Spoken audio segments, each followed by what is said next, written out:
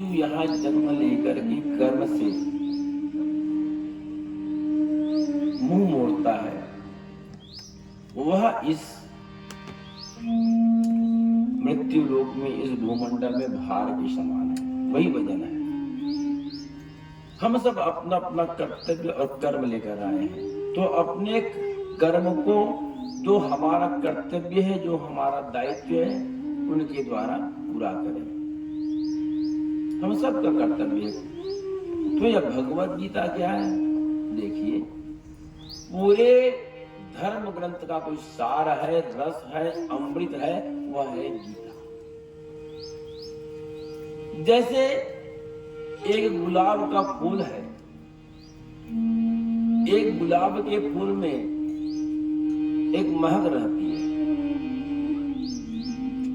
तो उस महक का जो सार क्या होता है? उस गुलाब का इत्र, उस गुलाब की पंखुड़ी को हम जलाकर, तपाकर, धूप में रख करके उनसे कुछ रस निकलता है, वह क्या होता है? इत्र होता है। उसी प्रकार यह 18 पुराण, 4 वेद, 6 शास्त्र, इन सब का कोई रस है तो वह है गीता। गीता में केवल 4 व्यक्ति का संवाद है, अब मुख्यतः 2 ही। गीता को हम थोड़ा सा भाष्य करें, समझे गीता है क्या। भले ये शास्त्रीय रूप से, व्याकरण के रूप से सही ना हो, लेकिन हम अपने ज्ञान के लिए, अपने मौलिक जानकारी के लिए गी माने गिरा हुआ, गी माने गिरा हुआ, और ता माने तारना। जो गिरे हुए विचार को, मन को, विकार को तार करके कर्म की ओर जो है प्रशस्त करे, वही गीता है। अखिल विश्व में, हिंदुस्तान ही नहीं, अखिल विश्व में अगर किसी धर्म ग्रंथ का सभी भाषाओं में अनुवाद अगर हुआ है, वह है श्रीमद् भगवद गीता। और यहां तक के जितने भी अन्य धर्म हैं, अन्यथा धर्म एक ही है। पूरे अखिल ब्रह्मांड में, इस मृत्युलोक में, इस पृथ्वी पर एक ही धर्म है, सत्य सनातन धर्म, वही जड़ है। और बाकी जितना धर्म बना है वो उनके शाखाएं हैं। आप कभी गुरु ग्रंथ साहब पढ़िए, उसमें भी गीता है। कुरान शरीफ में भी गीता है, और बाइबिल में भी गीता है। और गीता के अंश को अगर निकाल दिया जाए तो उस ग्रंथ का महिमा 0 हो जाएगा, शून्य हो जाएगा। और विश्व का एक ऐसा पहला ग्रंथ, गीता हमारा जीवन है, गीता हमारा जीवन है। एक ऐसा ग्रंथ जो एक अंधे व्यक्ति के द्वारा प्रारंभ हुआ है। गीता में सबसे पहले क्या है? धृतराष्ट्र उवाच। धृतराष्ट्र अंधा था ना, हम सब जानते हैं। और भौतिक आंख से ही नहीं, वह आध्यात्मिक आंख से भी वह अंधा था।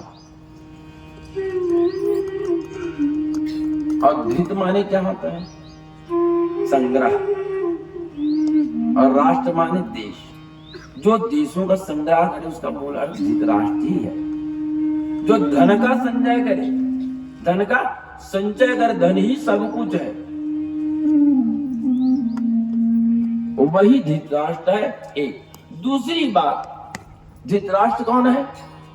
धृतराष्ट्र वह है जिसके सोच में, विचार में, आंख में एक दृष्टा ना हो। अगर पिता की आंख में दो संतान है और दोनों के प्रति अगर समान भाव नहीं है, एक को अच्छा एक को बुरा कहे, या एक के लिए झूठ भी बोल दे, अधर्म भी कर दे, पाप भी कर दे, उनके अधर्म को उनके पाप को देखते हुए भी वही धृतराष्ट्र है।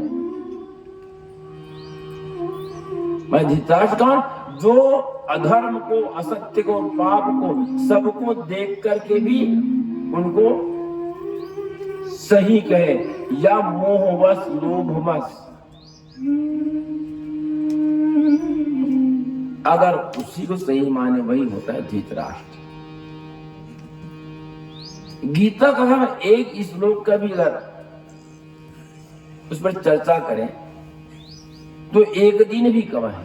इसलिए हम सबको जो घंटा 2 घंटे का जो अवसर मिला है, कितना समय टाइम भी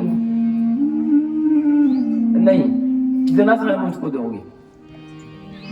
मैं ना भाई, तो जो हमको समय मिला है, तो कुछ सार जो हमको समझ आ रहा है, हम उसकी चर्चा करते हैं। तो पहला भाव समाधान है धृतराष्ट्र का। विश्व का ऐसा ग्रंथ जो एक अंधे व्यक्ति के द्वारा जो है प्रारंभ हुआ है, एक अंधा व्यक्ति बोल रहा है। धर्म क्षेत्रे कुरुक्षेत्रे समवेतायुत्सव मामका पांडवस्तव किम कुर्वत संजय। गीता में, श्रीमद् भगवत गीता में 18 अध्याय है। अध्याय नहीं, अपितु 18 प्रकार के योग हैं। 18 जो अध्याय है वह 18 योग। योग माने जड़, योग माने जोड़, प्लस जो जीव को ब्रह्म से जोड़ दे, जो आत्मा को परमात्मा से जोड़ दे, जो दुख को सुख से जोड़ दे। हम कभी गीता का स्वाध्याय नहीं करते, पढ़ते हैं। मैं जहां तक समझता हूं गीता प्राय सबके यहां ही होगा। और उन्होंने कोंता कांटी में खाया होगी, सब दत्ता बैठे, बहनी माना भैया बैठे, प्राय सबके यहाँ गीता रखे हुई। एक ठो बात बताओ, कबू हम गीता पढ़े हैं? चल गीता सुनी बढ़ जाए, नहीं, गीता वही सुनी जगह आखिरी समय आ गए। जो व्यक्ति जीवन पर्यंत गीता को सुना नहीं, पढ़ा नहीं, जाना नहीं, वो अंतिम समय में कैसे गीता को सुन लेगा?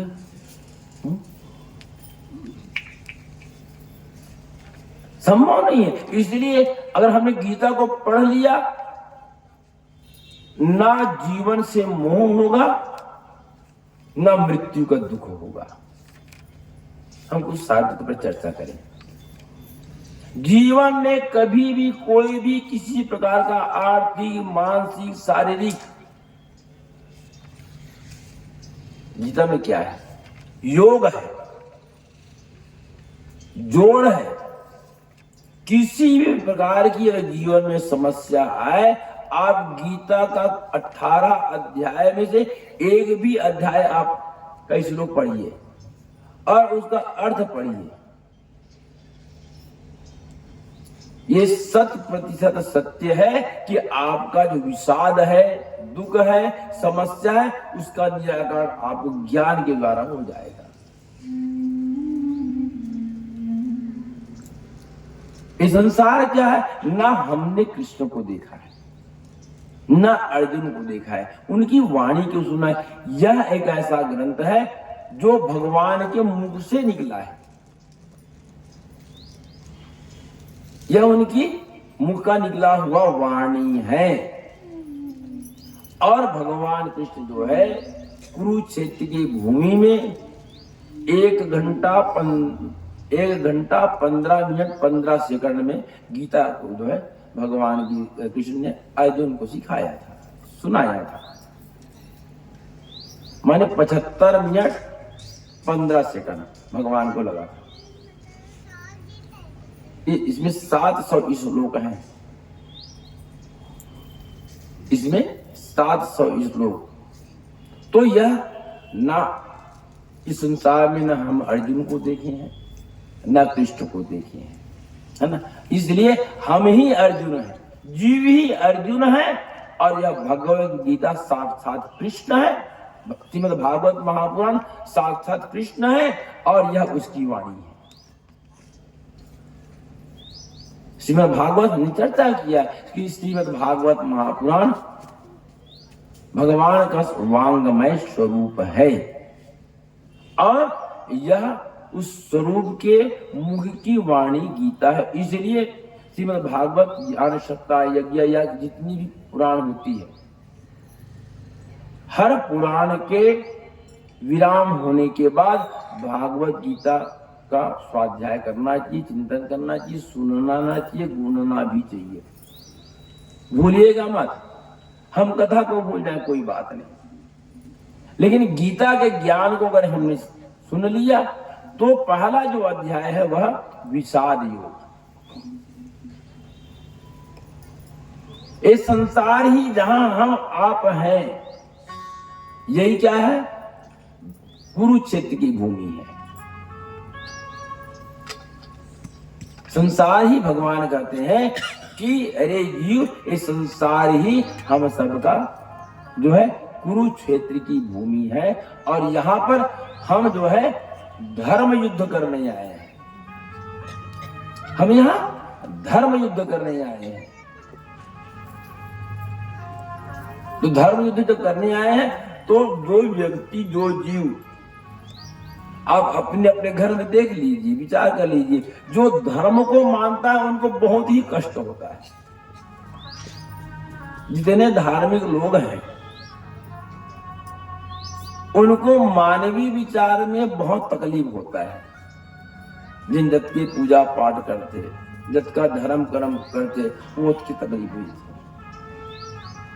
नहीं रहा, अरे अभी आज धनी राज बिल्कुल साधु गए।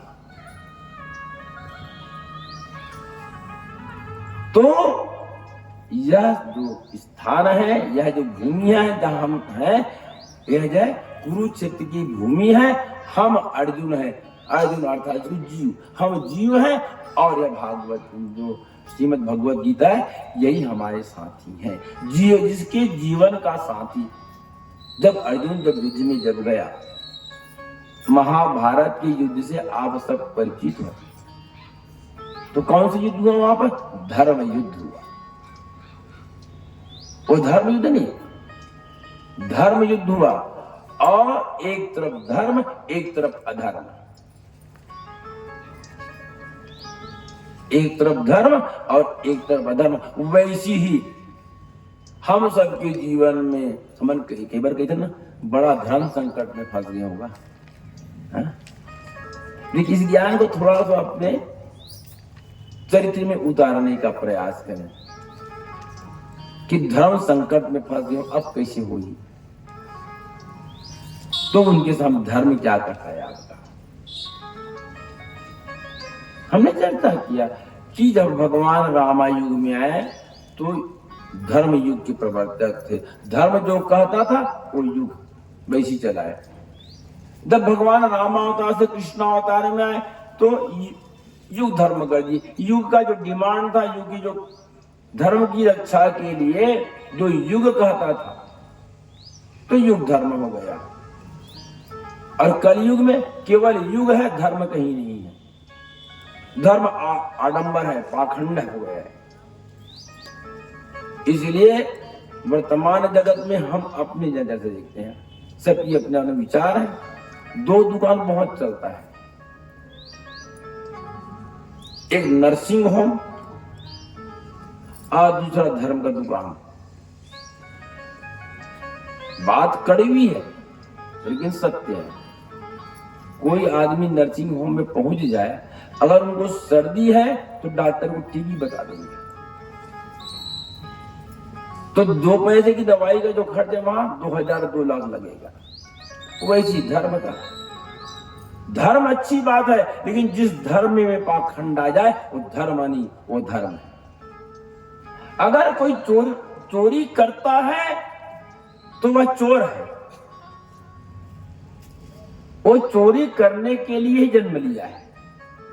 देख, कोई सोचना मत, महाराज कथम कहा थे, अगर कोई चोरी करता है तो उनका वो चोरी करने के लिए भगवान ने पहले ही लिख दिया है। जैसे एक रात्रि की समय थी, खूब वर्षा हो रहा था, एक चोर चोरी करने गया, रास्ता भटक गया वर्षा में, एक कुटिया मिली, तो उस कुटिया में उनका दरवाजा हिलाया, एक महात्मा निकले, बोले अरे आ जाओ भाई, बहुत बरसात है, स्थान दिया, भोजन पानी कराया, उनका कपड़ा गीला था, कपड़ा बदला दिए, है ना, भोजन पानी किए, बड़ी चर्चा की। और उसी समय आकाशवाणी हुई कि महात्मा, जो तुम्हारे यहाँ जो भोजन कर रहा है वह चोर है। तो उसी समय महात्मा बोले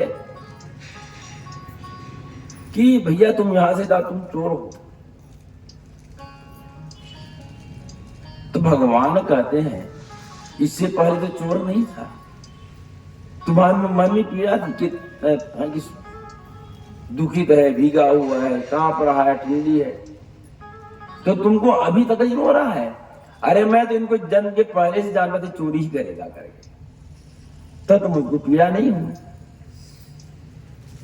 तो कहने का भाव यह है कि अगर चोर चोरी करता है तो वो उनकी वृत्ति है, हालांकि वो अपराध है, लेकिन जो धर्म का चोला ओढ़ करके पाखंड करता है तो वह चोर से ही बड़ा चोर है। अगर एक चोर चोरी कर रहा है तो उनके लिए सजा है, लेकिन एक चोर को पकड़ने वाला पुलिस अगर चोरी करे तो उसके लिए कौन सा सजा होगा? वह तो चोर से भी बड़ा हो गया। इसलिए धर्म की बात करना, धर्म का चोला ओढ़ना बहुत सहज बात, सरल काम है, लेकिन उस धर्म के आचरण पर चलना बहुत कठिन बात है। इसलिए हमने कहा कि धर्म को अगर मानते हो तो सरल हो जाइए, सहज हो जाइए, सुलभ हो जाइए, और ऐसे व्यक्ति के पास न मजदूर होता हो, न मगरूर होता, न मजबूर होता। अगर कोई धर्म को जान लिया तो उसके पास कोई मजदूरी नहीं, करनी मजदूरी है, मजबूर नहीं, कोई ईमान नहीं, और किसी को मजदूरी नहीं। तो धर्म का चूल्हा ओढ़ना आसान है, उनका निर्वहन करना बड़ा कठिन है। अगर हम बाहर से अगर भगवा हो गए हैं, अगर हम बाहर से श्वेत हैं, तो अंदर से भी सतोगुणी ही रहें। तो जब जब जीव भटकता है कि अब मैं कौन से संकट में फंस गया हूं तो क्या करूं, अर्जुन को बड़ी हालत हुआ। महाभारत का युद्ध हुआ, देखा अर्जुन करे, मैं तो बोला कि युद्ध करूंगा, लेकिन मेरे सामने कौन है? दादा भीष्म, गुरु द्रोणाचार्य, कृपाचार्य, भाई, भतीजा, ससुराल के बहुत लोग, इनसे मुझको युद्ध करना पड़ेगा। विषाद आ गया, पीड़ा आ गई। देखो, भगवान साथ में है और उसके बाद भी अर्जुन जो है, अर्जुन का आंख बंधा हुआ है, आंख में पट्टी है, उनको वह मोह में ईश्वर को पहचाना भूल गया। अरे भाई, जिसके जीवन का साथी भगवान किस सारथी थे ना, किसके? अर्जुन के। हम अपने जीवन के साथी परमात्मा को बना लें तो परमात्मा हमारे बिल्कुल सम्मुख है, हमने आप सबसे कथा में चर्चा किया था कि हम भगवान से प्रेम नहीं करते। एक आपको सत्य बात बताऊं आपको, आज से लगभग 85 वर्ष पूर्व मैंने कल्याण में पढ़ा कि एक स्त्री थी, प्रेम क्या होता है, और ये सत्य घटना है ना। उनका कोई संतान नहीं था, किसी ने कहा भैया एक काम करो, संतान नहीं है तो कोई चिंता की बात नहीं। बोले आप भगवान गोपाल जी को अपना पुत्र मान लो। बढ़िया गोपाल की विग्रह लाई, मूर्ति लाई और उनको अपने पुत्र के समान पालना रखना शुरू कर दिया। ठंड का दिन आता तो बढ़िया स्वेटर पहना देता, गर्मी में पंखा चलाती, जो एक माँ बालक के लिए करती है उसी प्रकार वह उनकी सेवा करने लगी, उसी प्रकार उनका सेवा करने लगी। उनका 24 घंटों से अटैचमेंट हो गया। जैसे हम लोग घर में पूजा करते वो हो दिया बत्ती बेरा हो दिया नहीं करे। हाँ?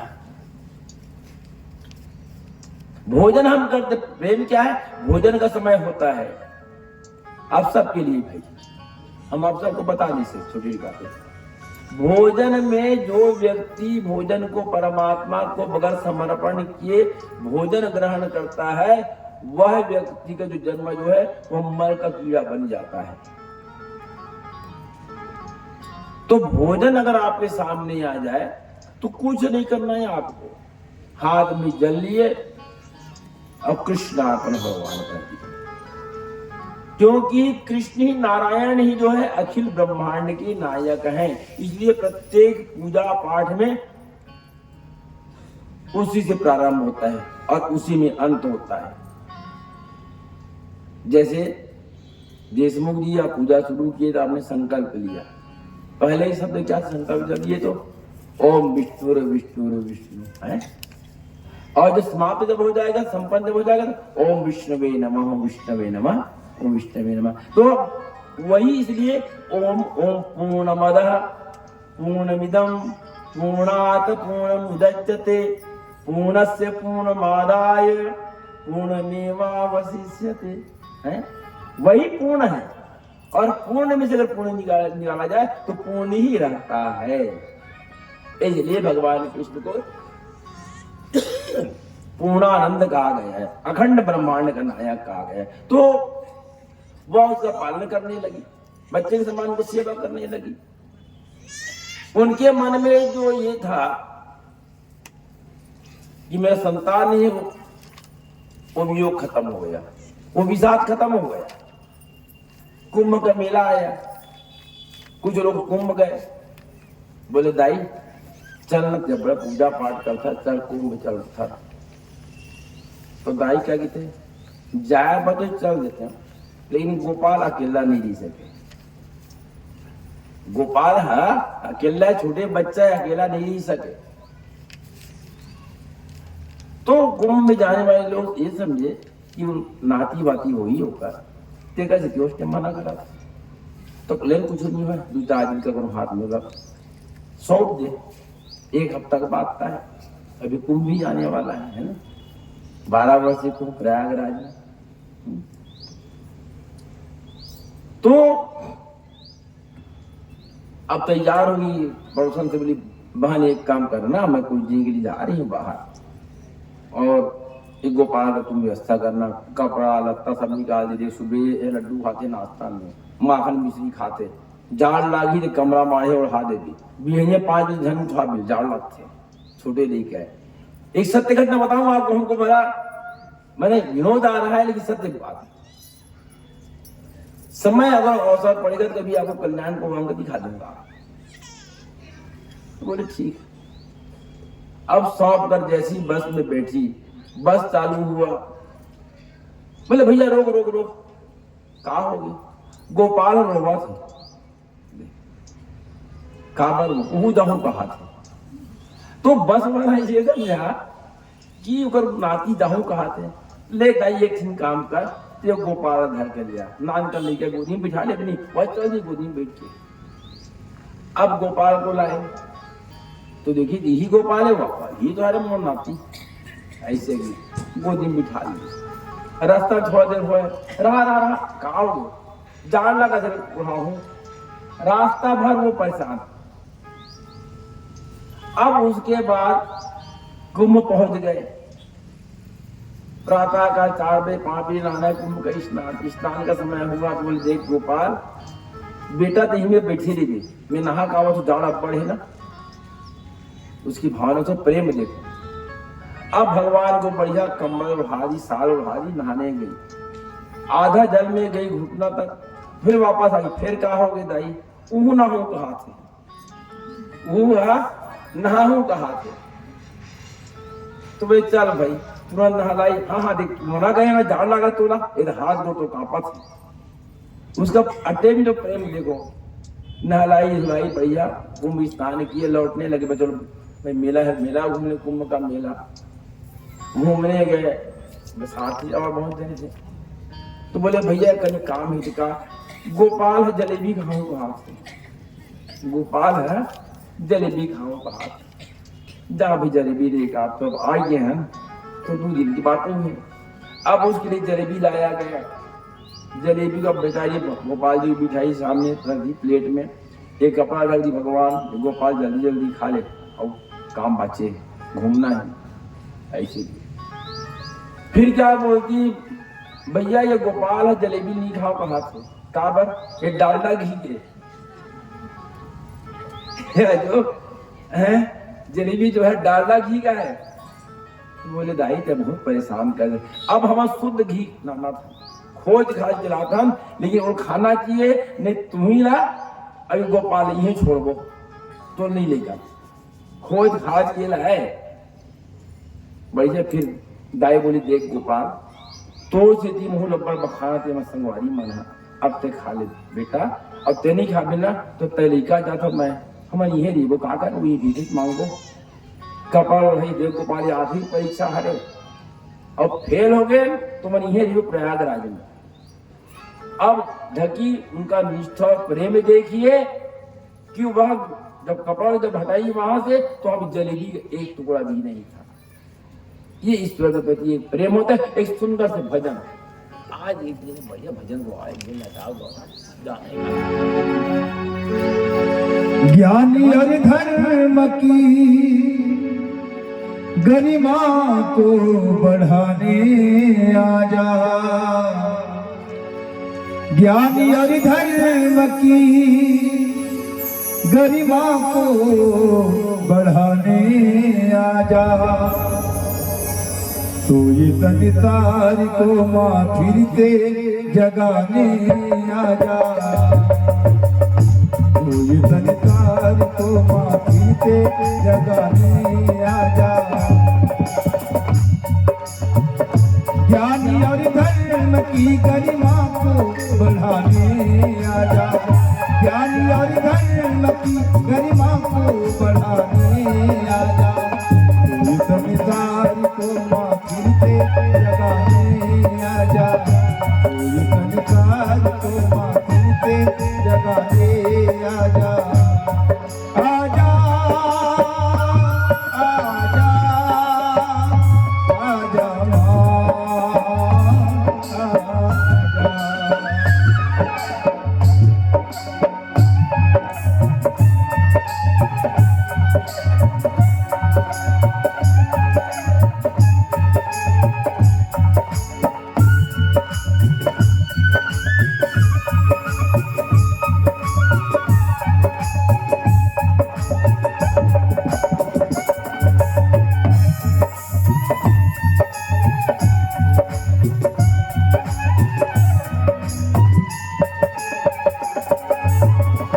माँ की ममता की नहीं कमता, माँ की ममता की नहीं कमता, मेरे वाणी में नहीं क्षमता, मेरे वाणी में नहीं क्षमता। मत में मत हो इंसान यहाँ गमता, स्वार्थ गल गल में हर दल यही गमता है। भारती भारत को माँ स्वर्ग बनाने बनाने आजा, भारती भारत को माँ स्वर्ग बनाने आजा, कोई संसार को माँ फिर के जगाने आजा, कोई संसार को माँ फिर के जगाने आजा, ज्ञान और धर्म की गरिमा को बढ़ाने आजा, ज्ञान और धर्म की गरिमा को बढ़ाने आजा, कोई संसार को माँ फिर के जगाने आजा, कोई संसार को माँ फिर के जगाने आजा, आजा आजा आजा आजा माँ।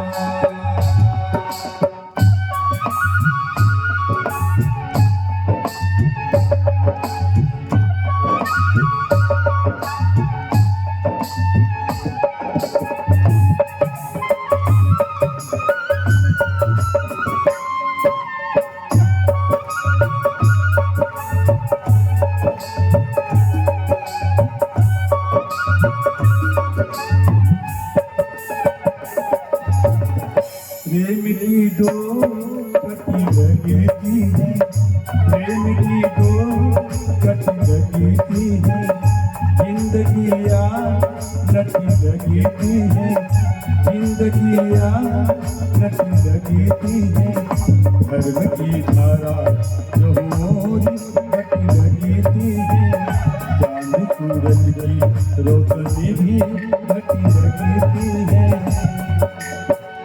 इसी धराधाम को माँ स्वर्ग बनाने आजा, इसी धराधाम को माँ स्वर्ग बनाने आजा, कोई संसार को माँ फिर के जगाने आजा, कोई संसार को माँ फिर के जगाने आजा, ज्ञान और धर्म की गरिमा को बढ़ाने आजा, ज्ञान और धर्म की गरिमा को बढ़ाने आजा, कोई संसार को माँ फिर के जगाने आजा, कोई संसार को माँ फिर के जगाने आजा, आजा आजा आजा आजा माँ, आजा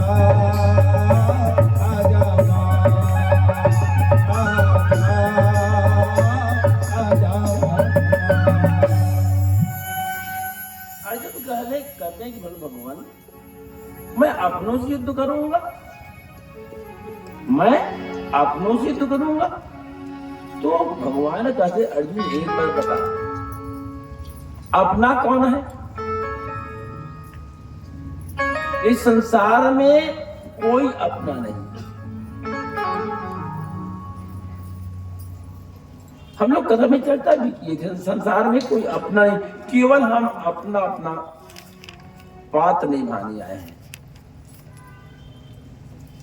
मेरे भाई हैं, ये भी दादा भीष्म पितामह हैं, ये गुरुदेव हैं, दुर्योधन द्रोणाचार्य महाराज।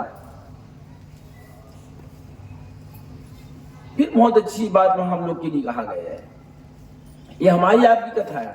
हम लोग संसार में बहुत सारी अनाचार हो रहा है, उसके लिए अगर गीता को पढ़े समझ आ जाएगा। कुल छये प्रणश्यन्ति कुल धर्मा सनातनः। हम लोग कुल की बात करते, अच्छा कुल है तो कुल छये प्रणश्यन्ति कुल धर्मा सनातनः। कुल का क्षय होने से धर्म नष्ट हो जाता है। कुल का क्षय होने से धर्म नष्ट हो जाता है, और धर्म नष्ट जब होता है तो फिर क्या होता है, वहां पाप बढ़ जाता है। हम बोले कुल खानदान का ध्यान रखे करो बेटा, कोई कुल छोटे बड़े नहीं हुए, सब कुल की अपन अपन मर्यादा है।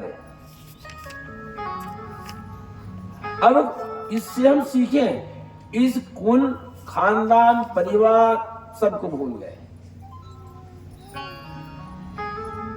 संसार में फिर क्या होता है?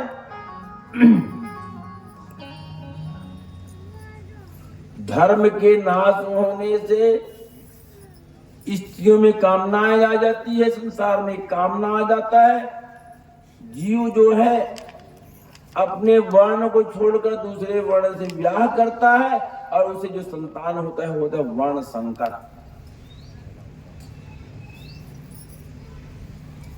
अलग अलग वर्ण से विवाह होता है, कोई वर्ण छोटा बड़ा नहीं होता, लेकिन अलग अलग वर्ण से, थोड़ा सरल कर दूं, जाति, हालांकि जाति व्यवस्था नहीं है, यहां पर वर्ण व्यवस्था है। अलग अलग जाति से विवाह करने से जो संतान होता है वह होता है वर्ण संकर। और ऐसे संतान के द्वारा श्राद्ध करने से, तर्पण करने से, अलग अलग वर्ण की जाति के लोग शादी कर लिए, संतान होगा तो संतान को बोलेंगे वर्ण संकर। और ऐसा संतान जब तर्पण करेगा, जल देगा, श्राद्ध करेगा, तो इनके श्राद्ध करने से जो हमारे पितर हैं वह नरकगामी हो जाते हैं, उनको नरकों की प्राप्ति होती है। यह पहला अध्याय है, इसको बोला गया विषाद योग। जीवन में जब विषाद आ जाए तो इनका स्वाध्याय करें, समयानुसार चले। दूसरा जो अध्याय है, अर्जुन कहते भगवान इसको मैं मार डालूंगा, मेरे हाथ से मरेंगे। भगवान कहते अर्जुन तुम्हारे सामने कितनी समस्या आई और हर बार मैं पहुंचा, उसके बाद भी तुमको समझ नहीं आया तुम्हारे जीवन का साथी कौन है। हमारे जीवन का साथी यह गीता है, और उसके बाद भी हम भटक रहे हैं। तो बोले मैं तुम्हारे साथ हूं फिर भी भटक रहा है। इस विषाद को खत्म करो, क्योंकि तेरे मारने से कोई मरने वाला नहीं है। जिसका मृत्यु जब होता है तभी होता है, जो समय बिल्कुल फिक्स है, न समय से एक घटी पर पहले न जाना, जब समय आएगा तभी मरेगा। न तेरे मारने से कोई मरने वाला है। अब तू बता, अगर तेरे को मार देंगे तो भाई जिन बात न तेज सोचा था सो पाता मत सोचा थोड़ी। अब देख ये मन हुई है माने, इसलिए बोले ये जो वही है जो आपके साथ जो अनाचार किए, आपके साथ जो अपराध किया, आप लोग बगैर गलती के, बगैर अपराध के आपको वन में रहना पड़ा। द्रौपदी का चीरहरण हुआ, बोले ये धर्म गुरु है ना, द्रोणाचार्य आपके कुल गुरु है ना, और गुरु का और दोनों के गुरु है। बोले पांडव का भी और कौरव का भी। तो गुरु जो है धर्म को जानता है, धर्म को मानता है, उसके बाद भी अपना धर्म का पालन नहीं किया, अपितु जो अधर्म की तरफ आगे लड़ा है, अधर्मियों के तरफ जाकर के लड़ रहा है। बोले तो इससे मोह करता है। बोले ये दादा भी से पिता परिवार के सबसे सियान आदमी, ये तो बोल सकता था इसे दुर्योधन, बिल्कुल गलत बात है। ये कृपाचार्य है, इससे मोह मत करो। तू मरने और मारने की बात करता है ना, तेरे मरने से कोई मरेगा, जिसका समय जब आएगा मर जाएगा। फिर समझाया बोले कि जिस प्रकार हमारा वस्त्र जब पुराना हो जाता है, फट जाता है, तो हम दूसरा, ये शरीर जो है दूसरा वस्त्र, शरीर जो है आवरण है, ऊपर का ढका हुआ केवल एक आवरण, जैसे कपड़ा हमारे शरीर का आवरण ढका रहता है। वासांश जीर्णानि यथा विहाय नवानि गृह्णाति नरोपराणि तथा शरणानि विहाय जीर्णानि अन्यानि संयाति नवानि देहि। भगवान कहते हैं कि भाई जैसे हमारा कपड़ा पुराना हो जाता है, फट जाता है, रंग निकल जाता है, तो जैसे यह शरीर कपड़ा बदल देता है, वैसी ही जब यह शरीर जीर्ण हो जाता है, यह काम के योग्य नहीं रहता।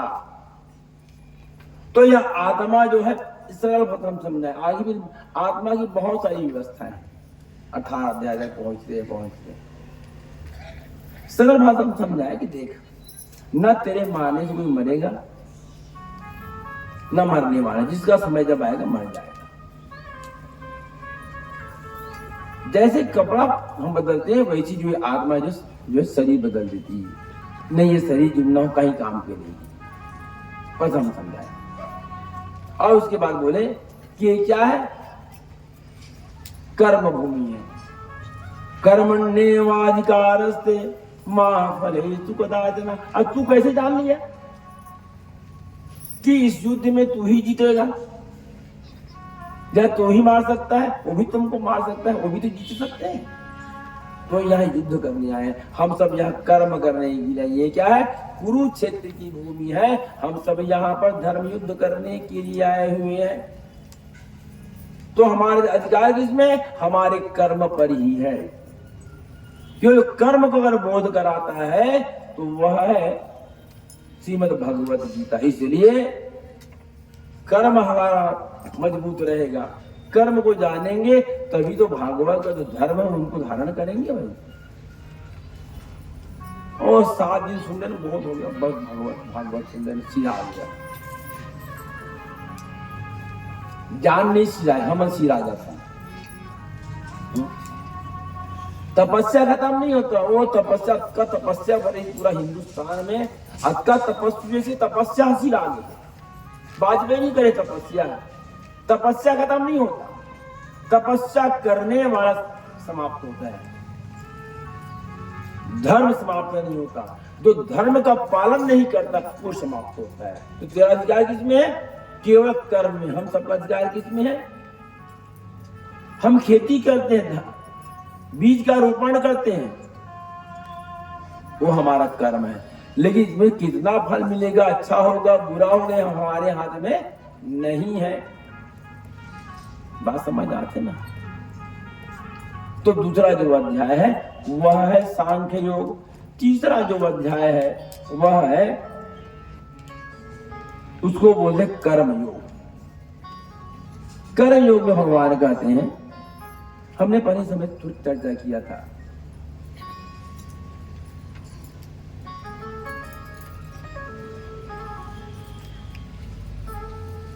एक बात बताएं कि जो व्यक्ति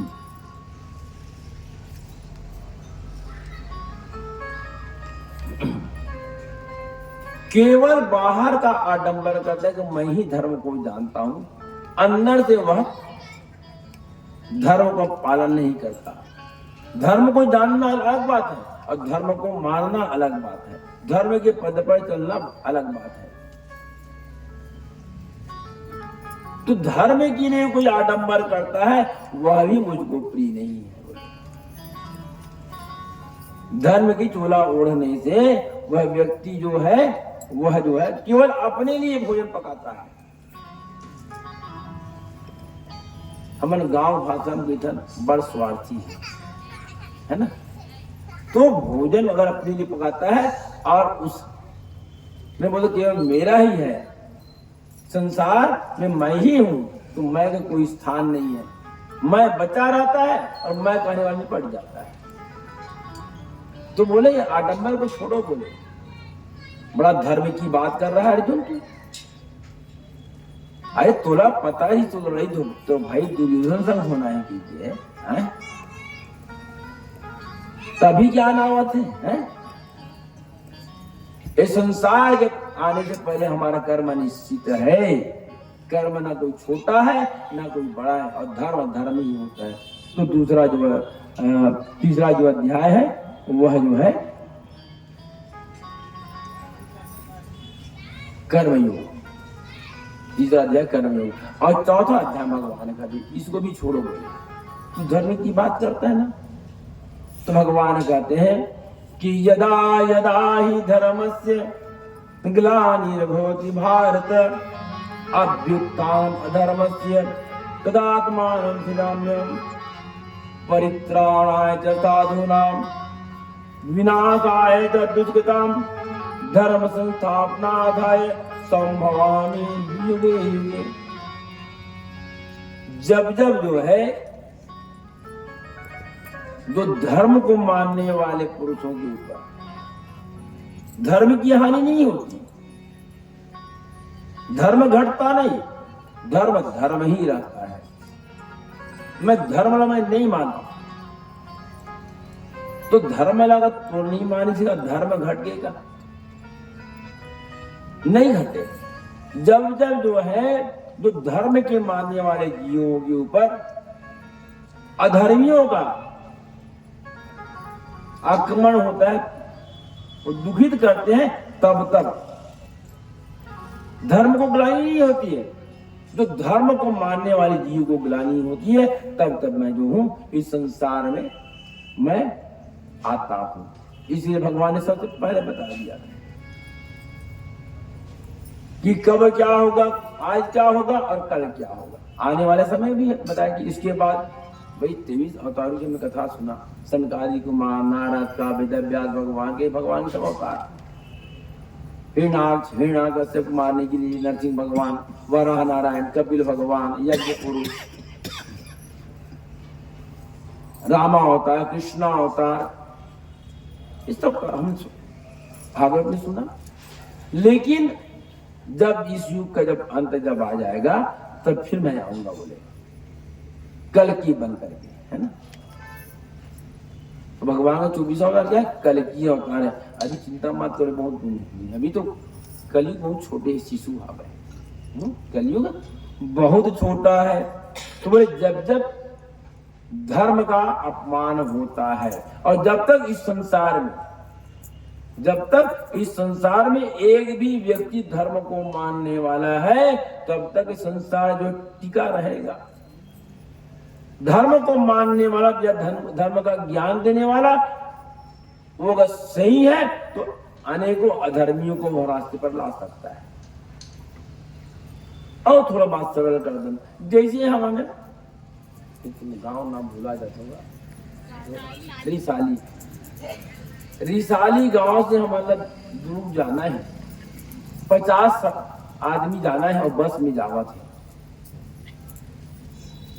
बस में हमें यहां से दुर्ग जाना है और ड्राइवर अगर सही हवे तो 50 के 50 आदमी सही सलामत दुर्ग पहुंच जाए। और ड्राइवर अगर पी खाक आगे तो ना होगा ठिकाना है, ना आप मन के ठिकाना, ना हमारा ठिकाना है। भाई अगर ड्राइवर अगर मद्यपान किया हुआ है तो ना उनका जीवन का ठिकाना, न जाने वाले का। उसी प्रकार जो धर्म को मानता है या धर्म का ज्ञान है, धर्म पे चलने वाला आदमी अगर मन वचन कर्म से धर्म को मानता है तो अनेकों अधर्मियों को धर्म के रास्ते पर ला देता है।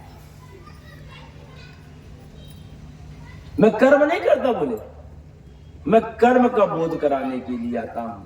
ना मैं रावण को मारने के लिए आया हूं, ना कंस को मारने के लिए। जो जन्म लिया है वो मरने के लिए ही हुआ। इसलिए हमारा आपका जब जन्म जब होता है तो जन्म और मृत्यु का जन्म एक साथ हो जाता है। 5वां जो अध्याय है वह कर्म संन्यास योग है ना। बहुत सारे योग हैं और उसके बाद जो है इन योगों को बताते हैं। भगवान में छोटी सी बातें बता दूं, जैसे हम यज्ञ आदि करते, इसमें उसका भी है। अन्न के द्वारा यज्ञ होता है और यज्ञ होने से वर्षा होती है और फिर वर्षा से जो है अन्न की उत्पत्ति होती है। अगर अन्न ना रहे तो यज्ञ कैसे करें? ये हमारा धर्म कहता है। विज्ञान क्या कहता है कि जहां जहां यज्ञ होता है, आहुति होती है, वहां वहां जो वातावरण ठंडा हो जाता है, वहां वहां ऑक्सीजन का मात्रा बढ़ जाता है। जहां संविधा को जलाया जाता है, अन्न की आहुति दी जाती है, उससे जो है अन्न से आहुति और उस यज्ञ से वर्षा और वर्षा से फिर अन्न की प्राप्ति होती है। यज्ञ कार्य का हुई, यज्ञ कार्य भले कुछ मत हो, लेकिन तो धान पैदा जरूर हुई। अब नहीं होता यज्ञ, अब यज्ञ तो एक बहाना हो गया, चल यज्ञ कर दो, चलना पूजा होता आखिरी है, गीता मुंह देखा का आचरण कैसे, तुमने नहीं कहा तो जनिया तेरे मन कहा था, है ना? तो नहीं, यज्ञ करनी चाहिए, क्योंकि हम किसी भी पूजा को जब करें, हमने बढ़िया 7 दिन बढ़िया भगवान की कथा श्रवण किया, है ना, तो उनको जो है यज्ञ भगवान के द्वारा भोजन करा। अब ये तो भोजन हो गया, अब यज्ञ करोगे, अनेकों यज्ञ हो रहा है, तो वह यज्ञ होने से वायुमंडल, पहली बात तो हमारा धर्म क्या कहता है कि उससे अन्न की उत्पत्ति होती है। अब अन्न जहाँ यज्ञ होता है वहां जो विज्ञान क्या कहता है, देखो धर्म और विज्ञान को जोड़ो, जहां पर आहुति होती है, घी की आहुति होती है, अन्न की आहुति होती है, और आम की लकड़ी, पीपल की लकड़ी, पलाश की लकड़ी के द्वारा वहां जहाँ अग्नि प्रज्वलित किया जाता है, वहां पर ऑक्सीजन की मात्रा बढ़ जाती है। अब हम गैस के खाना खाता तो ऑक्सीजन सीधा आ गया। भाई कोरोना काल देखे नहीं, ये हमारे लिए ये दर्पण देख, ऐसे होते जब अपमान होते पर। आज हमारा धर्म स्थली जो है इंजॉय का स्थान हो गया, मनोरंजन स्थान, तभी त्रासदी आते हैं। भाई केदारनाथ में हुआ था ना, क्यों हुआ? वो पिकनिक स्पॉट बन गया था। अमरनाथ में हुआ था आज से 20-25 साल पहले, अनेकों लोग बर्फ में ढक गए, तो क्यों हुआ? ईश्वर ने नहीं करा है, हमने वहां अनाचार बढ़ा दिया। धर्म स्थली जो है हमारा जो है पिकनिक स्पॉट बन गया। पहले लोग केदारनाथ जाते थे पैदल और सकुशल वापस आ जाते थे, और अब हम पहुंचेंगे ना पहुंचेंगे तो कोई ठिकाना नहीं, ना जाने क्योंकि हम वहां इंजॉय करने जाते, मनोरंजन नहीं, अंजन करने जाइए। हमको याद है हमारी दादी माँ और दादाजी पैदल गए थे और 8 महीने वापस आए थे वहां से,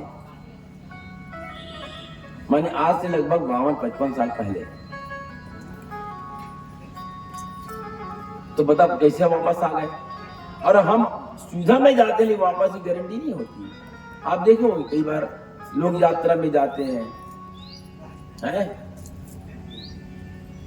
घटना दुर्घटना हो जाती, क्यों? क्योंकि हमने उस धर्म में पाखंड को धारण कर लिया है। हमने धर्म स्थल को सीधा ही तो बना दिया, मत बनाइए सीधा ही, उसकी प्रकृति खत्म मत करो। इसलिए जाते हैं कि हमने उसमें सच सरल कर दिया। अरे सरल मत करिए, जिसकी भावना होगी धर्म हो स्वयं जाएगा।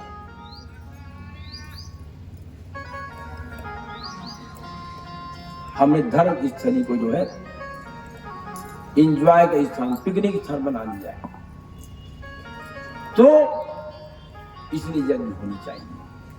और यज्ञ में जो बचा हुआ जो भोजन रहता है, आहुति का जो भोजन होता है वह भगवान की प्रसाद होती है, उनको बिल्कुल सेवन करना चाहिए।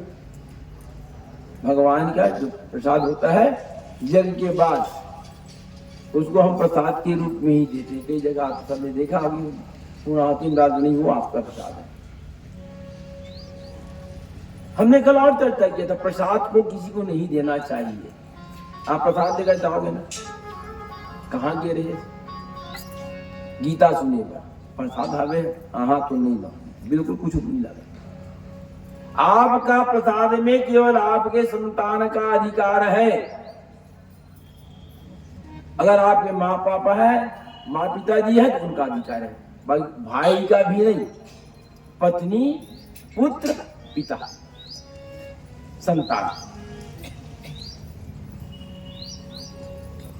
इस प्रकार भगवान जो है, जो 7वां जो अध्याय है उसमें ज्ञान विज्ञान योग, और जो 10वां अध्याय है उसमें भगवान जी विभूति योग, और जो 11वां जो अध्याय है वह भगवान का विराट दर्शन का योग। हम सुंदर कथा पर चर्चा कर रहे हैं, सुंदर से भजन गाए, उसके बाद फिर पढ़ेंगे। भारत में फिरते आजा, गिरिवर उठाने वाले हो।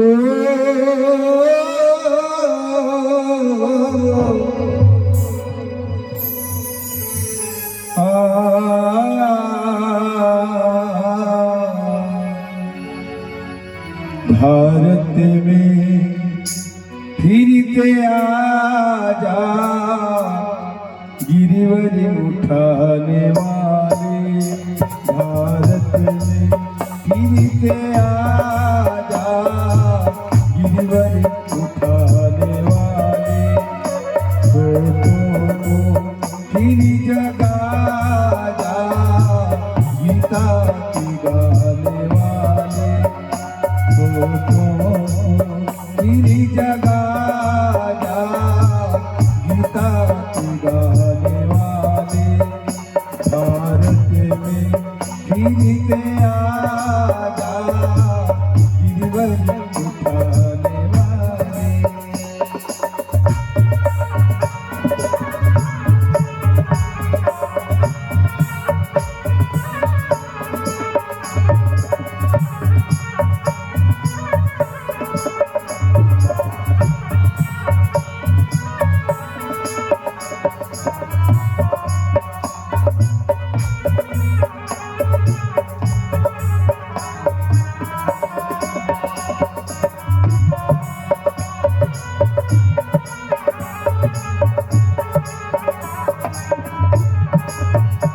गुंजा था जीते मधुवन, नाचा था जीते त्रिभुवन।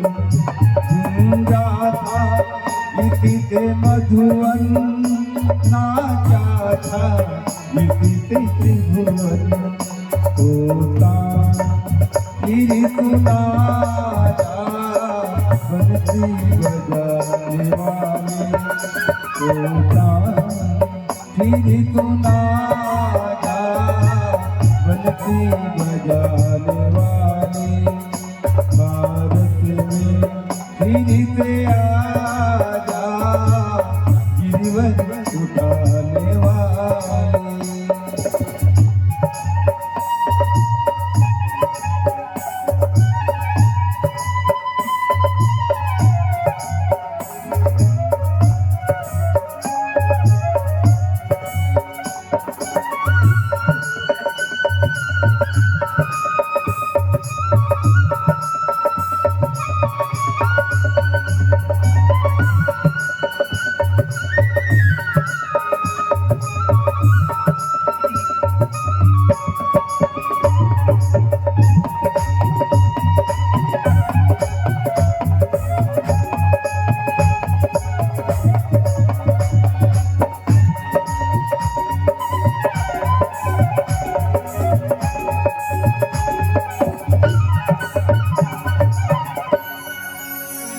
दुख दर्द बढ़ रहे हैं, खुशी का बढ़ रहे। दुख दर्द बढ़ रहे हैं, खुशी का बढ़ रहे। कष्टों को अभी मिटा जा, हुआ कराने वाले। कष्टों को अभी मिटा जा, गौआ कराने वाले।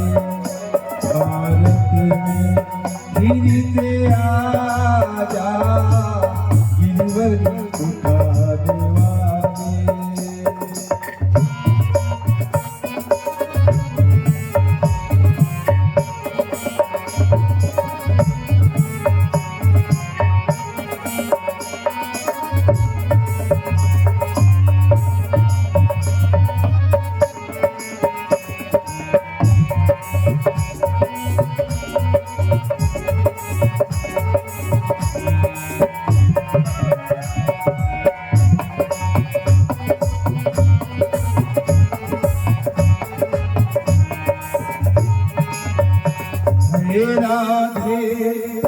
निर्बल जनी तेरे भगवती सन हरे राधे ज्ञानी निर्बल जनी तेरे भगवती सन बिगड़ी को खिड़ी बना जा बिगड़ी बनाने वाले बिगड़ी को खिड़ी बना जा बिगड़ी बनाने वाले भारत में फिर से आ जा गिरवज उठाने वाले तो फिर जुदा जा गीता गाने वाले गिरवज उठाने वाले।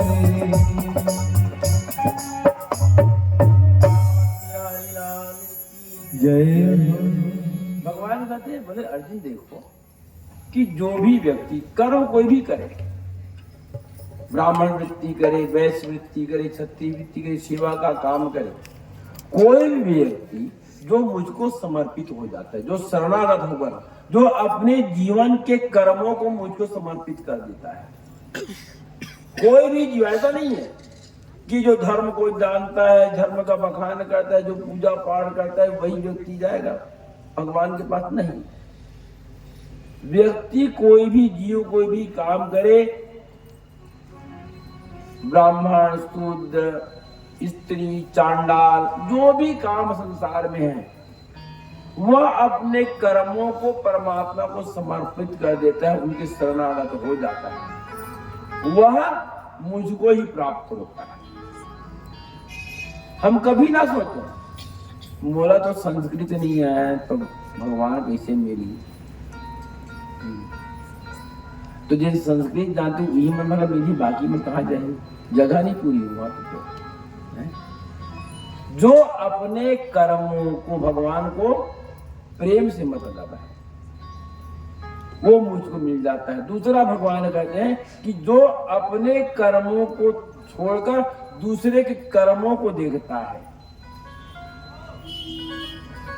वह व्यक्ति भी जो है मुझको प्राप्त नहीं होता। हमारे आपके पास किसी के पाप पुण्य का दर्पण है क्या?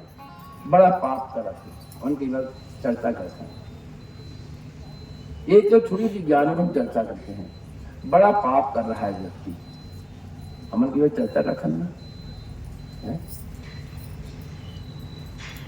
तो ये बता कि कब कोई व्यक्ति के पाप पुण्य के दर्पण देखा जोगा हारेगा हमारे किया कि महाराज जी व्यास पीठ में बैठ की कथा पढ़ाते तो पुण्यात्मा अगर कोई लिखा पढ़ी यहाँ पे, अरे हमारे पास किसी के पाप पुण्य का किसी प्रकार का कोई लेखा पढ़ी नहीं है, केवल वो मन में जानता है करने वाले में, इसलिए क्या बोले चित्रगुप्त, हमारे चित्त में गुप्त भाव में हमारा कर्म विराजमान है, जो अपने कर्मों को त्याग करके दूसरे के कर्म में पाप देखता है वह व्यक्ति नरक का गामी होता है और पुनः हमारे संसार में आकर नाना प्रकार के जो पाप को भोगता है, कर्मों से दुख की प्राप्ति होती है। जैसे कैसे अच्छा काम नहीं करे, आपके पास कौन सा दर्पण है भैया? एक पंडित जी थे, मंदिर में पूजा किया करता था और उनके मंदिर की बिल्कुल सम्मुख हम लोग का ध्यान कैसे बिल्कुल अच्छा लगे शायद आपको, और नहीं लगी मैं क्या कर सकता हूँ। नावन बिहारी लाल की जय। एक पंडित जी थे, ध्यान दीजिए हमारा जीवन कैसे है, बढ़िया पूजा किया करते थे, उनकी बिल्कुल सामने एक गणिका का घर था, गणिका का ध्यान 24 घंटा उस मंदिर की पुजारी पर रहती थी कि बोले वह कितना भाग्यशाली है, देखो बोले वह कितना भाग्यशाली है कि वह मानव तन पा करके भगवान की पूजा कर रहा है, मैं कितनी अभागा हूं,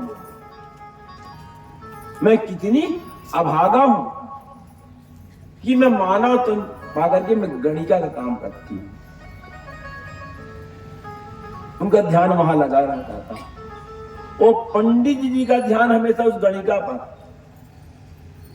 काम क्या है उनका? पूजा करना। मन कहाँ लगना चाहिए? पूजा में, धर्म में, लेकिन ध्यान वहां उनका। देख वो गणिका देख का पाप करते, वो एक एक पाप का एक एक व्यक्ति दिया था और एक पत्थर रख दिया करता था। ये बताओ हमारे आपके पास किसी पाप पुण्य का गणना का कोई ये लेखा जोखा है क्या? कि कोई दर्पण है कि हम लिखकर भेज सकते हैं ये पाप करता पहुंच जाए धर्मराज यमराज के पास? हम खुद जानते हैं। तो वह पंडित जी जो है उनके पाप की गणना करता था और उस गणिका का ध्यान मंदिर में और उस पंडित का ध्यान गणिका में। वह पत्थरों का ढेर रख डाला उनकी पापों को गणना करते करते। एक दिन दोनों की मुलाकात हुई। गणिका का कहती है, बोले पंडित जी आप बड़े भाग्यशाली हो। बोले आप बहुत भाग्यशाली हो, आपने सत्कर्म किया और आप भगवान की आराधना पूजा वंदना किया करते हो। मुझको देखो, बोले मैं गणिका का काम करती हूँ। पंडित जी क्या बोले? देख मैं हाँ तो पाप के पहाड़ खड़े कर दे, अतका आदमी तो रह गेरी से। गणिका को पश्चाताप हुआ कि मेरा पाप का पहाड़ खड़ा हो गया है। दोनों की जब मृत्यु जब हुई ना, वो गणिका को वैकुंठ मिला और उस पंडित जी को नरक मिला। इसलिए कि काम मैं अपने कर्म को तो कर रही हूं, लेकिन मेरा ध्यान उस परमात्मा में समर्पित है। वही बात भगवान जो है यहाँ पर जो है अक्षर ब्रह्म ज्ञान योग 9वां अध्याय बताया गया कि जो व्यक्ति अपने कर्मों को परमात्मा में समर्पित करके केवल अपने कर्मों को देखता है, दूसरे कर्म अकर्म का जो है वह लेखा जोखा नहीं देता, वही मुझको प्राप्त होता है।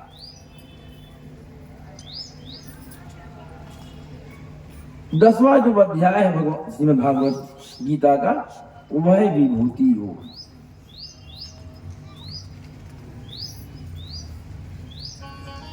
भगवान कहते हैं कि जो संसार में ही संसार की जो प्राकृतिक वस्तु उसमें मुझको देखता है। विभूति माने संसार ही परमात्मा है। इसलिए भगवान कहते हैं कि देखो अगर मुझको इस संसार में ज्ञान भाव से देखना चाहते हो, जो ब्रह्म को जान लेता है, जो भगवान की शक्ति को जान लेता है, जो अनुभव कर लेता है, वो कहीं बैठकर पूजा कर लेता है। और उस शक्ति को जानने के लिए हमको मंदिर जाना पड़ता है। कई जगह मंदिर जाकर का होगी? भगवान जब है कण कण में जब परमात्मा है तो मंदिर जाने की क्या जरूरत है? बिल्कुल ठीक बोलता है कि कण कण में परमात्मा है तो मंदिर जाने की क्या जरूरत है? तो शरीर में जब ऑक्सीजन जब कम हो जाए तो अस्पताल जाए क्या जरूरत है? पूरा वायुमंडल में ऑक्सीजन है, क्यों जाते हैं हॉस्पिटल? इसलिए अपने ज्ञान को सेंट्रलाइज करने के लिए आप बिल्कुल ध्यान करिए, पूजा करिए। जो आपको रुचि, ऐसा नहीं कि भगवान को नहलाओ, गीता पढ़िए, भागवत पढ़िए, जो मन से करो। और वो भी ना कर सको, अगर हम वो भी ना कर सकें, इस भगवत गीता कहती है, भगवान यह कहते हैं कि जो व्यक्ति अपने कर्मों में अगर कुछ भी ना कर सके, मंदिर की जाकर केवल सफाई कर दे।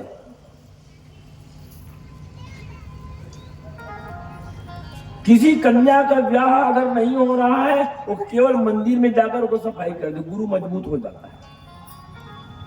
अब गुरु माने गुरु तमसो मां ज्योतिर्गमय, जो हमको अंधेरा से उजाला की ओर ले जाए। इसलिए मंदिर होना चाहिए। और जब मंदिर में जाएंगे फिर हमारा मन ही मंदिर बन जाएगा। उस परमात्मा को जानने के लिए हमको वहां जाना ही पड़ेगा। धर्म को जानने के लिए हमको यहाँ आना ही पड़ेगा। व्यासपीठ में लोग बदल सकते हैं, व्यासपीठ नहीं बदलती। हम तो केवल एक ठाठ बैठे हुए बोलने वाले के भगवान वेद व्यास जी महाराज, हम नहीं है, ये हमारी वाणी नहीं है। हमको जो ज्ञान उससे मिला, हमको जो है बांचने का प्रयास करते हैं, कहने का प्रयास करते हैं। इसलिए हम किसी के कर्म और अकर्म को ना देखें, हम अपने केवल कर्म को देखें। और कर्म यह नहीं कहता कि 24 घंटा भगवान का नाम लो या हर समस्या भगवान के पास, भगवान बड़ा तकलीफ है। अच्छा तकलीफ है तो भगवान क्या करिए? आप कर्म करिए। एक संत ने बहुत सुंदर लेख लिखा। एक कुम्हार मंदिर गया और मंदिर जाकर के बोले, कर्म की को बिल्कुल परिभाषित कर रहा हूं। मंदिर गया और भगवान से कहते, भगवान मैं बहुत सा मिट्टी का घड़ा बनाया है, कुंभ बनाया है और वर्षा होने वाली है, तो प्रभु एक काम करो, बोले वर्षा 2-4 दिन वर्षा रोक दीजिए, मेरा घड़ा जो है पक जाएगा, फिर आप वर्षा करा देना। अगर आप ऐसे करोगे तो भगवान मैं आपके मंदिर में 11 रुपये का प्रसाद लाकर चढ़ाऊंगा। भगवान बोले एवं मस्त, ठीक है। चला गया कुम्हार। किसान आया, बोले भगवान मेरा जो फसल है, धान जो बोया हूं वह सूखने वाला है, अगर वर्षा नहीं कराओगे आज कल में तो मेरा धान पूरा सूख जाएगा, प्रभु वर्षा करा दो। बोले अगर आप वर्षा करा दोगे तो मैं आपको 51 रुपये का प्रसाद चढ़ा दूंगा। भगवान की भाव बढ़ा जाए, है ना? भाव की कमी है हमने। भगवान किसको देते हैं कि भाव कैसा है इनका। जैसे कृपा किसके ऊपर होती है, जैसे एक बनिया अपने पास स्टॉक रखा रहता है, धान चावल जो भी वस्तु है बेचता है, उसका बेचता कब है वो? जब उसका भाव आता है, हाँ अब भाव चढ़ गया, अब बेचना चाहिए। उसी प्रकार परमात्मा भाव को देखते हैं कि अगर भाव में कच्चा कैसा है भाव इनका। बोले भगवान अगर वर्षा नहीं होगी तो मेरा धान सूख जाएगा, तो भगवान ऐसा वर्षा करा धान कम से कम फसल बच जाए। भगवान बोले एवं मस्त। फिर एक बनिया आया, बोले भगवान ऐसा वर्षा कराओ, ऐसा वर्षा कराओ कि ना कुम्हार का घड़ा पके, ना वह किसान का धान बचे, वह भी बह जाए पानी में, तो मैं आपको 151 रुपये का प्रसाद चढ़ाऊंगा। ईश्वर एक है, सबकी भावना अलग अलग। भगवान बोले ना,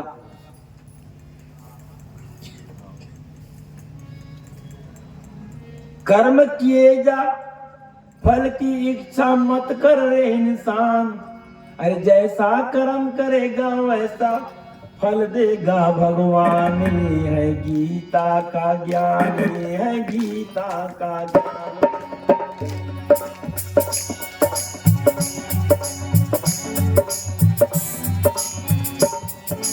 कर्म किए जा फल की इच्छा मत कर रे इंसान, जैसा कर्म करेगा वैसा फल देगा भगवान।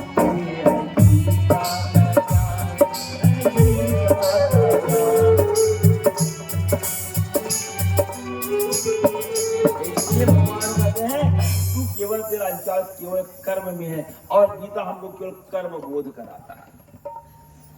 आप कौन सा कर्म करके आए, कर्म कोई छोटा नहीं होता भाई। एक मंदिर है, मंदिर के लिए एक योग्य पुजारी भी चाहिए, वो योग्य हो, वो अपने कर्म को जान सके मेरा कर्म क्या है। लेकिन कर्म में अगर अकर्म आ गया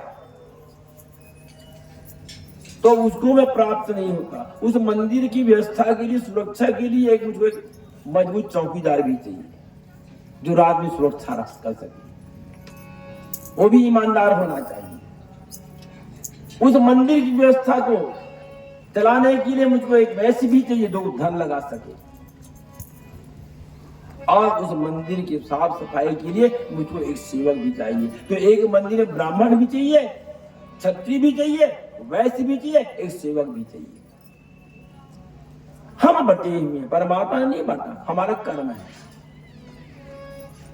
इसलिए भगवान चौथा अध्याय में बोलते हैं कि चातुर्य वर्णम मयाशिष्ट गुणकर्म विभागशः, चातुर्य वर्णम मयाशिष्ट गुण कर्म विभागशः, मैंने चारों वर्णों की व्यवस्था उनके पूर्व जन्म के कर्म और गुण के अनुसार किया हूं, लेकिन किसी के बिना किसी काम नहीं चलेगा। जैसे थोड़ा इसको हम सांख्य फिर ले चले। संसार में धर्म एक क्या है? हम सब के ऊपर किसका तादा लगा हुआ है? हम सब धर्म को ओढ़े हुए हैं। धर्म हमारा जीवन का, हमारे आध्यात्मिक जीवन का छत है। हमारे आध्यात्मिक जीवन के, ज्ञान के जीवन का, परमात्मा को प्राप्त करने के जीवन का एक छत है। तो छत सुरक्षित कैसे रहेगा? जैसे पंडाल लगा हुआ है, इस पंडाल में 4 मुख्य स्तंभ है, ब्राह्मण, क्षत्रिय, वैश्य और शूद्र। चारों वर्ण जब लगा है तब यह क्षत्रिय जो है सुरक्षित है। उसी प्रकार धर्म रूपी जो क्षत्रिय है, चारों वर्ण ब्राह्मण, क्षत्रिय, वैश्य और शूद्र अपने अपने स्थान पर रह करके वह अडिग रहे, तब यह हमारा धर्म सुरक्षित रहेगा। और एक खंभा गिर गया तो वह गिर जाएगा। उसी प्रकार इस धर्म को सुरक्षित करने के लिए भगवान कहते हैं कि चातुर्य वर्णामयाचित गुण कर्म विभाग सा, मैं चारों वर्णिक अवस्था जो है गुण कर्म और के अनुसार किया है। हमने कथा में भी कहा था कि हमारे इस सनातन जीवन में, हमारे हिंदुओं में जाति व्यवस्था हमने किया, यह धर्म व्यवस्था की वर्णाश्रम था। एक ही गुरु के पास सभी लोग विद्या अध्ययन करने जाते और वह गुरुदेव अपने ज्ञान के द्वारा कौन ज्ञान प्राप्त कर सकता है, कौन पोथी पढ़ सकता है। तुम्हारा काम भैया भागवत गीता पढ़ना, तुम नहीं पढ़ सकते भी क्या कर सकते? युद्ध कर सकते। उनको बना दी, चलो भाई तुम युद्ध करना, उनको युद्ध की कला सिखाए। एक व्यक्ति दोनों नहीं जानता, वो व्यापारी बन सकता है, गुरुदेव उनको व्यापारी बना दिए, उनका ज्ञान दिया। एक व्यक्ति देखता कि नहीं ये तीनों काम नहीं कर सकता, भैया तुम क्या करोगे? तो तुम तीनों की सेवा करो। पर हमने एक कथा के प्रारंभिक दौर में चर्चा किया था कि चारों वर्ण अलग नहीं है, चारों वर्ण इस शरीर में है।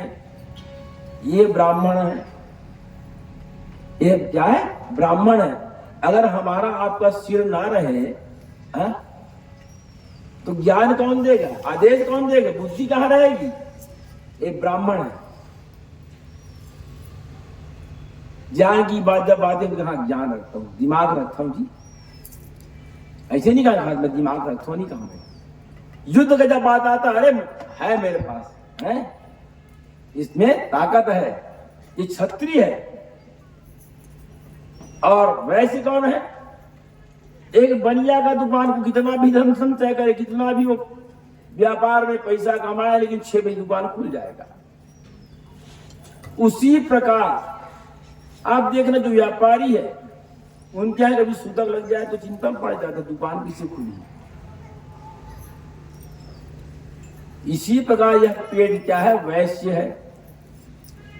हम कितना भी सुंदर सुंदर पकवान भोजन करें, दूसरा दिन हम फिर भोजन की ओर जाते हैं। ऐसे नहीं कहा ओहो बड़ा भूख लगा, ऐसे नहीं कहा पेटेल ठोकता भूख लगा। अब पैर जो है ना लड़ सकता, ना उनके पास ज्ञान है, ना भोजन कर सकता, तो क्या करेगा बेचारा? वो तीनों को धो रहा है, सिर भी, क्षत्रिय भी, वैश्य भी, तो तीनों को जो है सेवा कर रहा है। वही सेवा का वही सूत्र है। लेकिन वहां तक जाने के लिए, उस ब्रह्म तक जाने के लिए आपको उस शुद्ध के पास जाना पड़ेगा। इसलिए कोई जब आता है पहले पढ़े भैया प्रणाम पहले करते हैं। और प्रणाम कैसे करना चाहिए? बायां हाथ को बायां अंगूठा में, इसी में आया है गीता में, और दाहिना हाथ को दाहिना अंगूठा में। अंगूठा का संबंध जो है यहां से है, ब्रह्म से। इनकी जो नाड़ियां हैं, ये हमारे विज्ञान बाद में बताया, हमारा ज्ञान पहले बता दिया। ब्रह्म का जो संबंध है, इस ब्रह्मानंद का जो संबंध है वो अंगूठा से है। अब इसके प्रमाण भी आपके पास है। आप थोड़ा तेल लीजिए और 10-5 मिनट यहां पर लगाइए तेल को, ऐसे वहां पर लेप करिए 2-4-5 मिनट। तेल जो है पैर में आ जाएगा, अंगूठा में। घर में जाकर जन करिए भी, राहत महाराज कहाँ है, सही है, सही है तो मेहनत करना पड़ेगा भाई। वृंदावन बिहारी लाल की जय। तो चारों वर्ण यही है। और उसके बाद फिर भगवान क्या कहते 4वां अध्याय में, स्वधर्मेन परित्यज्यन पर धर्म भयावह। जो अपने धर्म का परित्याग करके दूसरे के धर्म को, हम सबका धर्म एक ही है, इस धर्म को नहीं कहा गया है। जो अपने धर्म को त्याग करके, जैसे हम यहाँ कथा बात रहे हैं तो सभी लोग हैं ना, भैया लोग हैं,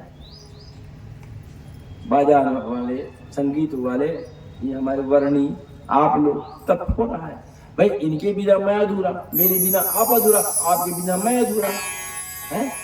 तो हम एक दूसरे जो पर धर्म को, जो अपने संस्कार, अपने सनातन, अपने ईश्वर को छोड़ करके स्वधर्मेन परित्यज्यन पर धर्म भयावह, जो अपने धर्म को त्याग करके दूसरे के धर्म को ग्रहण करता है, उसको मैं प्राप्त नहीं होता हूं। हमको हमारा धर्म किसने बताया, बनाया? हमारे पिताजी ने बताया, हमारे बाप ने बताया है। तो धर्म को बदलने के लिए पैसे से अपने बाप को बदल दो जा करके, आज से तू मेरा बाप नहीं। संभव है? आपको धर्म को बदलने के लिए बाप बदलना पड़ेगा ना। तो वह धर्म हमको भय को देने वाला है। तो 10वां जो अध्याय जो है वह भगवान का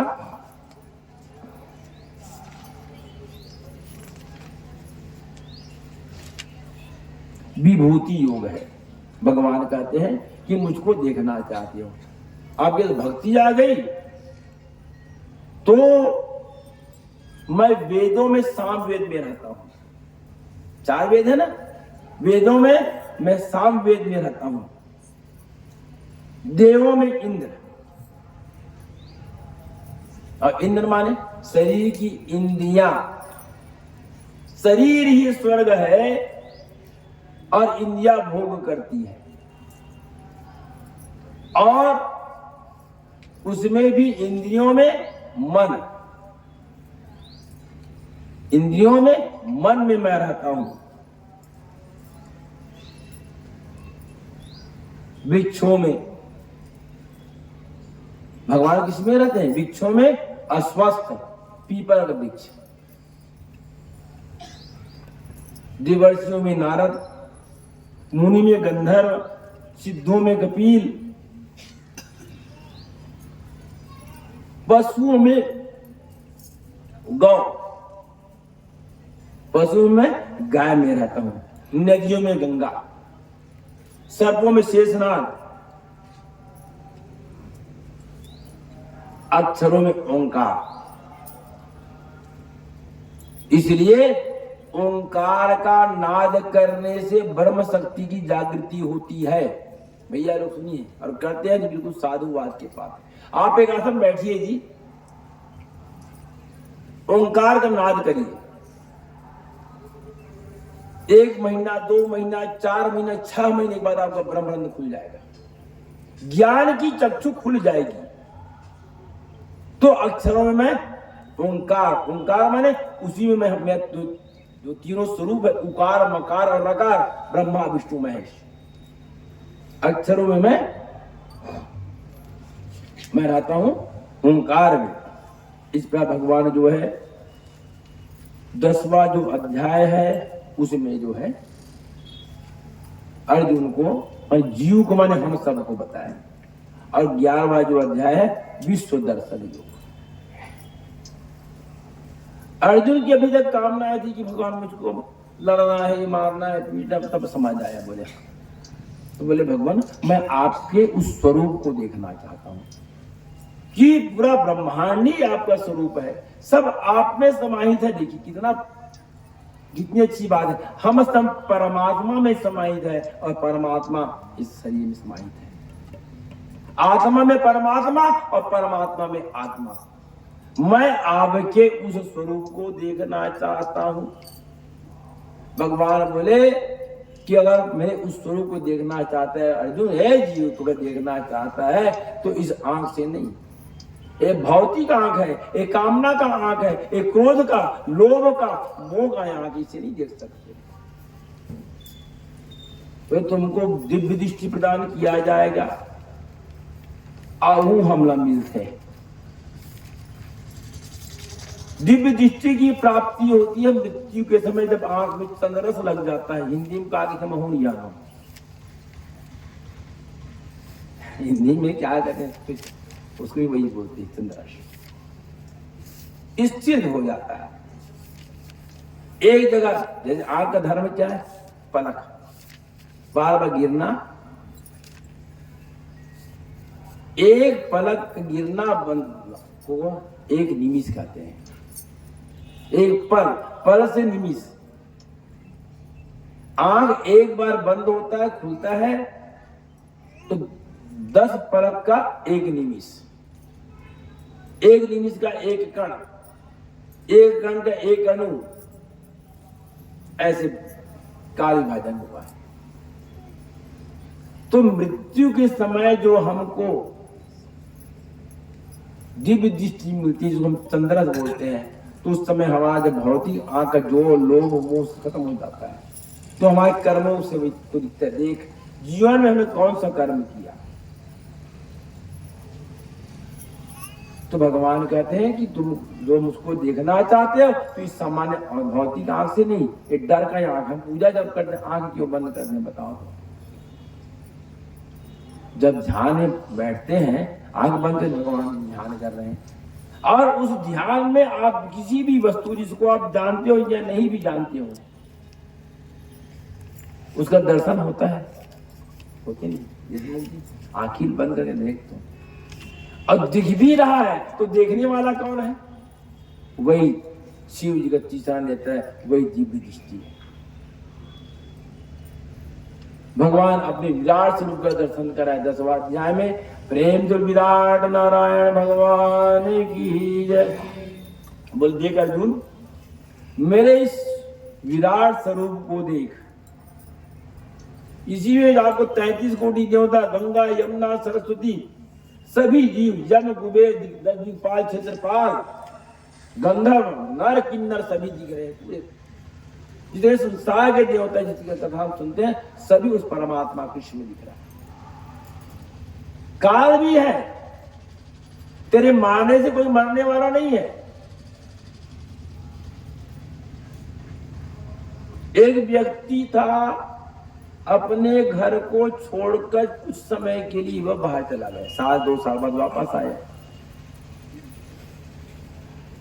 2 साल बाद वापस आया, घर में घुसा, रात को सोया तो भूत तंग करने लगे। अब भूत होता है कि नहीं होता मैं भी नहीं जानता, लेकिन जब से महाराज मंगा है भूत होते इससे पीछे वृंदावन बिहारी लाल की, ये समझने के लिए। रात में सोया, भूत बोले भैया ये घर हमारे, ये घर हमारा है, तुम खाली करके जाओ यहां से। क्या करोगे भैया? हम तुमको मार डालेंगे। व्यक्ति बड़ा बोले काम करो भाई, मुझको 1 दिन का समय दो। तुम आते कहां से हो? तुम लोग आते कहां से? तो बोले हम तो यम लोग से आते हैं। तो बोले उस यम के देवता से पूछना कि किसी व्यक्ति की मृत्यु जन्म जब होती है, जन्म जब होता है और मृत्यु जब होती है तो समय के पहले होता है कि समय के बाद होता है? किसी का जन्म जब होता है मृत्यु में तय हो जाता है। तो जब मृत्यु जब होता है तो जो समय ब्रह्म ने लिख दिया उस समय से पहले भी होता है कि बाद में होता है? भूत गए, दूसरा दिन मुलाकात हुई, बोले महाराज जिसका जन्म हुआ है, धर्मराज बोले कि जिसका जन्म हुआ है उसकी मृत्यु न समय से पहले न समय के बाद। जो समय घड़ी मुहूर्त तिथि लिखा है उसी तिथि में होगा। तो बोले जब मेरी मृत्यु जब समय में होगा, तिथि मुहूर्त जो निश्चित है उसमें होगा, तो तुम मेरा क्या बिगाड़ लोगे? हैं? तुम मेरा क्या बिगाड़ लोगे? लेकिन एक बात कथा मैं बता दूं, कल क्या है, बच्चे बैठे हुए ध्यान दिए, तो अपने में घर में जाकर बच्चों को बताना, बहुत अच्छी बात, कड़वी बात, लेकिन फल मीठा।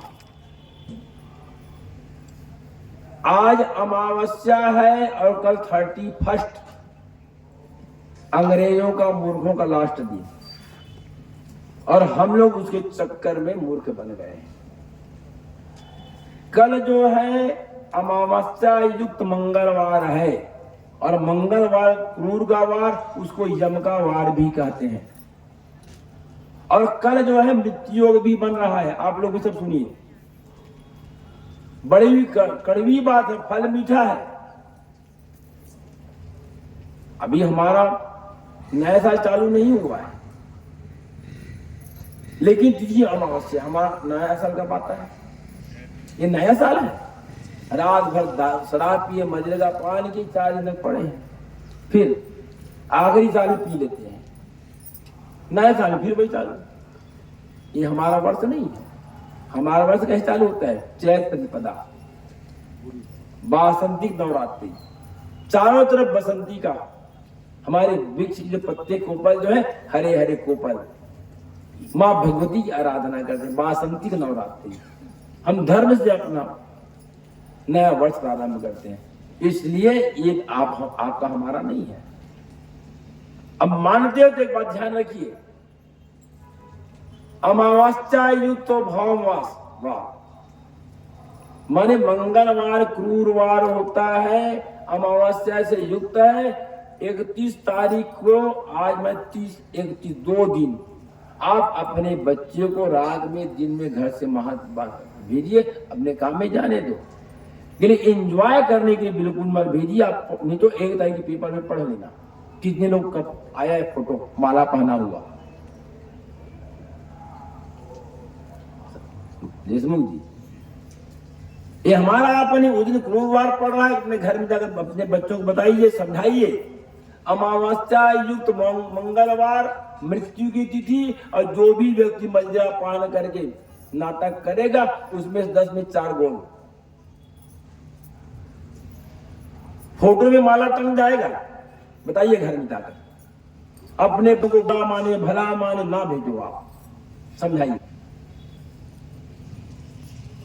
वृंदावन बिहारी लाल की जय। वो है अकाल मृत्यु। इस प्रकार जो है 11वां जो अध्याय है वह भगवान की भक्ति योग जो है, विश्व दर्शन योग, उसमें अर्जुन भगवान के विराट स्वरूप दर्शन करते हैं, और 12वां जो अध्याय है वह भगवान का भक्ति योग है।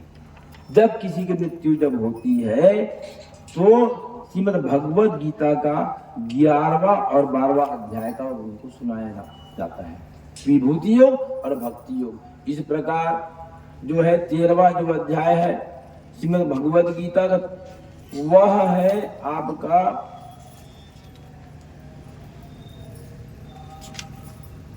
वह है क्षेत्र विभाग योग।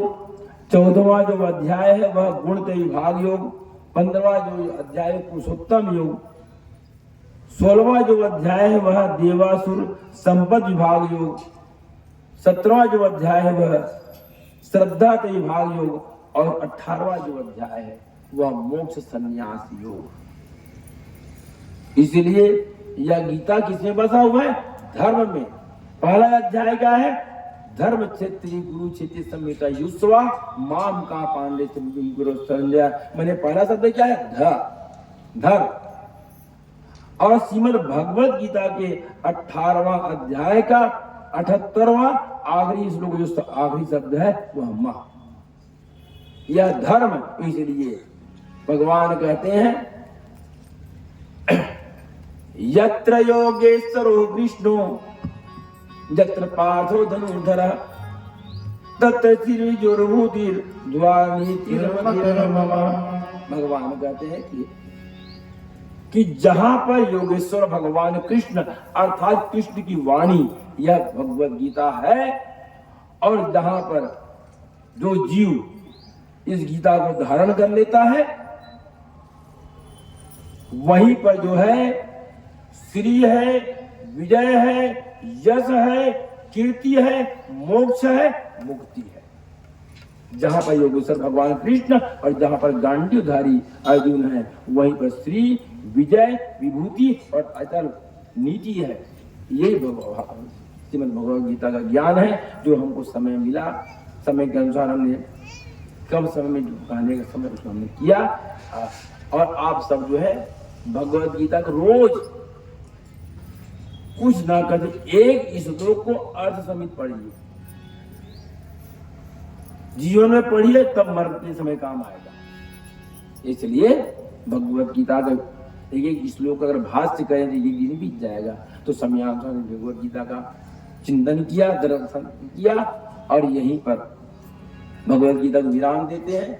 और पुनः आप सबको बहुत बहुत इस व्यासपीठ से मंगल कामना, शुभकामना, जीवन सुखमय हो। और विशेष जो हमारे इस जगह के यजमान हैं आदरणीय देशमुख जी, संगनी बहन जी और पूरे परिवार के लोग जो इतना बड़ा आयोजन किया, अपने शक्ति से ज्यादा कहा जाए तो उसमें हम लोग अगर 5-8 जन तंग भी किए, हम लोग से भी बहुत सारी चूक हुई होगी, कोई परेशानी भी आई होगी कि महाराज के लिए चाय ले जाना है कि समय हो गया है ना, तो अन्यथा ना लेकर के इस बात को अपने परिवार के बच्चे भाई समझकर अन्यथा ना लीजिए। प्रेम और परिवार ऐसी बना रहे। आप सब इस भगवद गीता से आप सब जीवन में सुंदर ज्ञान का दर्पण का प्रादुर्भाव हो, आप सबका मंगलमय जीवन हो। और पुनः इस आप सबको बहुत बहुत मंगल कामनाएं, आशीर्वाद, जीवन सुखमय, आनंदमय, कल्याणमय हो। और आप सबका कुशल से मंगल चाहते हुए अपनी वाणी को विराम दें, उससे पहले कुछ क्षण के लिए भगवत नाम संकीर्तन करें। फिर जो देवता आए हैं उनके लिए भोजन की व्यवस्था आहुति के द्वारा, फिर आप सब प्रसादी आदि करी जाइएगा। रघुपति हाँ तुलसी व्रत तैयारी करिए तो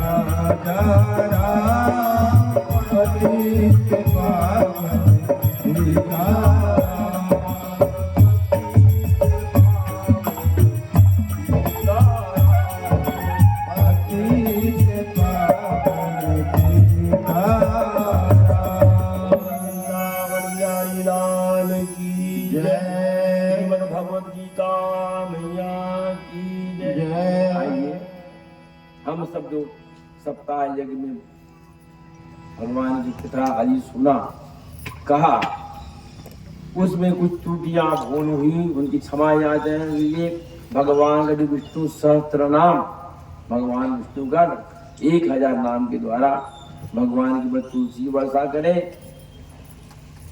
तो उससे हमारे द्वारा जो त्रुटि हुई हो उससे हमको त्रुटि से मुक्ति मिलती है। तो आइए बैठिए और आप लोग पोथी ले लीजिए उसको, गोपाल जी को सामने परात में रख लीजिए और उसी के ऊपर, और तुलसी को नाखून से ना तोड़े, तुलसी को नाखून से ना तोड़े।